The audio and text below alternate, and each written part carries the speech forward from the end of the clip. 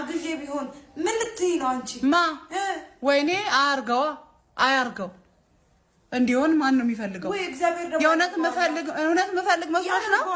እኔ እውነት አሁን ጉጉት ብዬ መፈልግ መስሎሽ ነው? አትፈልጊ፣ እሱ የራስሽ ጉዳይ ነው። ግን ደግሞ ፈጣሪ ሰጥቶን ቢሆንስ?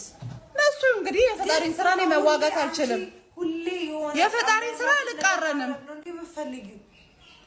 አሁን ለመጣሽ እኔ ልሰድብኝ? እኔ ልሰድብሽ አይደለም። ስሜን ሳጠሪ ማውራት ትችያለሽ። ጦሴን ውጪ። ሂድ። ምን አገባሽ? አዝነሽለት ሞተሻል። በጣም አዘንሽለት።